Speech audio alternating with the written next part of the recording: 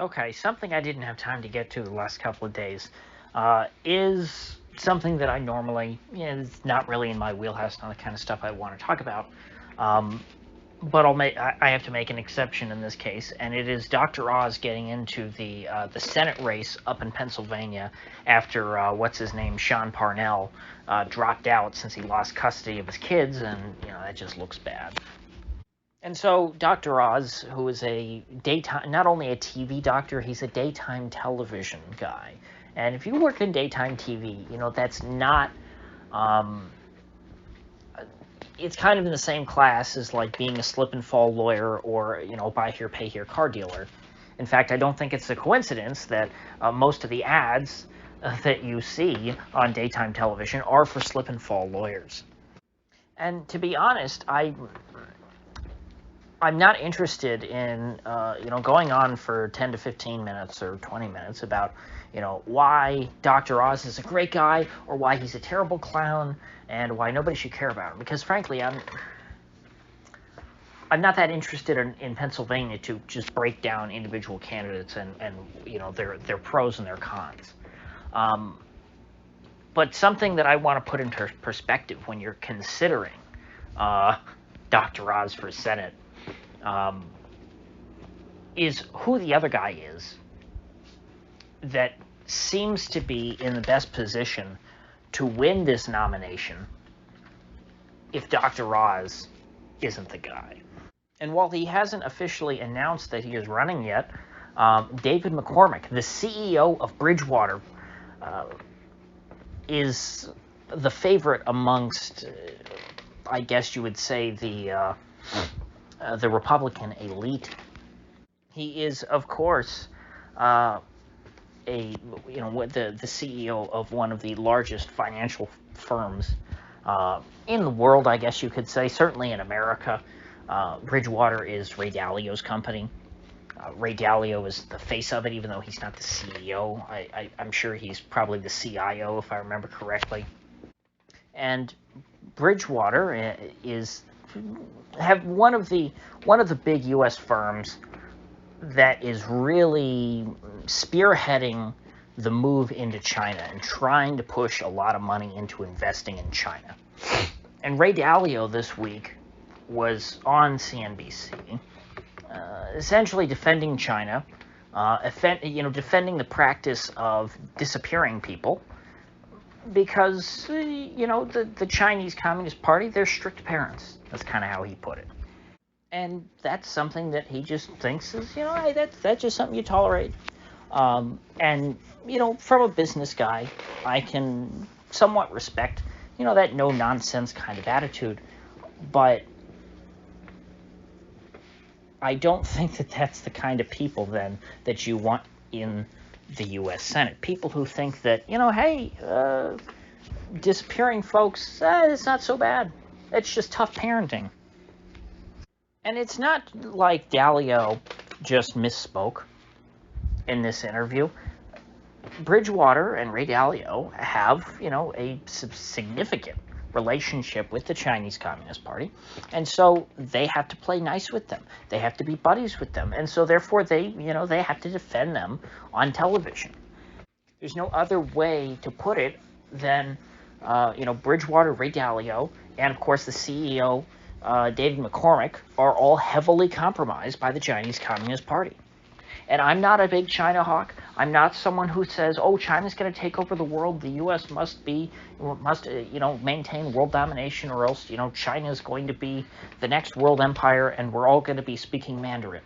I don't think like that. I'm not one of those people. I think those people are pretty, I don't want to say kooky, because some of them I think they have realistic fears. I just think that their fears are unfounded. But there's a big difference. There's a big line between, me, someone who's saying, I'm not that worried about China, invading the United States and conquering our country, and saying, the Chinese Communist Party, they're not that bad. In fact, I want to do a lot of business with them and, be in bed with them. When you get to that point, that's enough for me to say, no, I don't want you anywhere near the U.S. government. There's enough terrible people in the U.S. government. We don't need terrible people who are complicit in, the sorts of things that, or the sorts of authoritarianism that the Chinese government practices, and someone who endorses that. Because as much, as terrible as the U.S. government already is, the U.S. government could get worse. It could learn to be even worse than it is now by following the example of the Chinese. And so, somebody who looks favorably upon China, upon the Chinese system, is someone who needs to lose power, someone who needs less power, not someone who needs to be handed more power, who needs to be, promoted to an official position within the U.S. government. And even if that were the only thing wrong with David McCormick, that to me would be enough of a disqualifier. But of course, seeing as how David McCormick is a big Wall Street hedge fund bro and a former Bush Treasury Department bro, he's just pretty awful in general. Everything that you hate about corporate America, you can pretty much expect will come along with the candidacy of David McCormick. He may not emphasize those things because, yes, he is running as a Republican, so he's not going to come out and say, hey, I'm woke, and fly, a tranny rainbow flag on his campaign bus. But then again, neither does Mitt Romney. That doesn't mean Mitt Romney's a great guy. He's terrible. We all know that Mitt Romney is terrible, and David McCormick would be just as bad. Although, who knows, maybe with the China stuff he's worse, because, for all of the terrible things that I can say about Mitt Romney, I don't think that he was financially compromised by China. And so anybody who is a part of modern American corporate culture, I think that modern corporate America is decadent and, frankly, subversive to everything that is good and just about American society. They hate us. They look down on us. And nobody from the corporate world should ever be considered for public office. Frankly, even Peter Thiel and his orbit, I'm pretty skeptical of. Although, generally speaking, I'm going to say, hey, you know what? Assuming there's nobody better, I would take him. I don't quite trust him. I'm always going to look at the Thiel people sideways, even though Peter Thiel almost spoke at a Property and Freedom Society event a few years ago. That, of course, he had to withdraw because it was too controversial for him. But the fact that he even accepted and was going to go at all, that gives me some respect for Peter Thiel. But still, you've got stuff like Palantir that he's associated with, and I'm not sold on their people yet. But my point is, they're the closest thing to corporate Republicans that I think should be allowed. But that their whole shtick is that they kind of subvert corporate culture. Mainstream corporate guys, though, like Mitt Romney, David McCormick, Ray Dalio, keep them the hell away from politics. Oh, Glenn Youngkin, same thing. I have no confidence that Glenn Youngkin is going to be a decent governor. I think that if there was anything worth celebrating when it came to the Glenn Youngkin victory, it was pretty much just the election itself. The fact that there was, a big backlash against the ruling party in Virginia, but you're rejoicing at the Democrats' loss, not necessarily the Republicans' victory. So, considering, Dr. Oz's name is probably in the title of this video, and David McCormick's name probably isn't, it might seem odd that I've spent this entire time talking about David McCormick, but really, my defense of Dr. Oz is an attack on David McCormick. That's it. I don't really care much else. I mean, yeah, Dr. Oz is a kooky TV doctor. I've never been a fan of him. I wouldn't take his advice for stuff. But it's like, you know what? You've got uh, you've got really creepy lizard person or kooky daytime television host. I'm going with the daytime TV host. I mean, it's the same calculus that people made in Trump versus Hillary.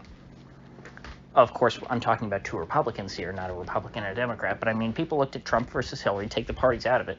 They said, okay, Hillary is a lizard person, and Trump is a kooky game show host. I'll go with the game show host. You know, it's not that hard of a decision, when you put it that way. Honestly, I'd take just about any of the TV doctors over some creepy former Bush administration hedge fund CEO, whether it's Dr. Phil, Dr. Drew, Dr. Laura. I'm sure there are other doctors that I'm missing. Hell, probably even Dr. Sanjay Gupta, the CNN TV doctor. He probably wouldn't be as bad as one of these hedge fund bros. So before you beclown Dr. Oz and ratio him into dropping out of the race, maybe look around and see who his competition is and say, you know what, is Dr. Oz really the big bad guy here? Or is he just the one who's getting the most attention right now because most people know his name? I won't say everybody. I don't think everybody knows who Dr. Oz is. In fact, the only time I've actually seen Dr. Oz's show, I was at a pizza place for lunch last year around Thanksgiving, or maybe it was in between Thanksgiving and Christmas, and I can't remember what the topic was about, but it was I was the only one in that room at the restaurant, so they had the sound turned on the TV, and I was able to hear a few minutes of the show. It was nothing interesting. I can assure you I have not tuned in since then. Oh, and there's this other thing about him being a carpetbagger. Apparently the guy lives in New Jersey. It's kind of poor planning. I think if you want to run for elected office in a given state, you should make sure that you live there for at least a good while. Because carpetbaggers that always rubs people the wrong way. Even if you're originally from Pennsylvania, which I think Dr. Oz is from Philly.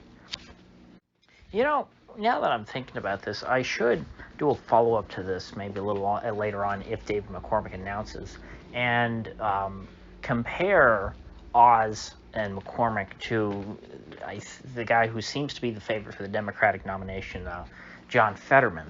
Because from what I've seen of Fetterman, he kind of dresses like a real commie. And if he is kind of a hardcore commie type, what Bernie used to be, he might even be better than, unironically, than John McCormick or David McCormick.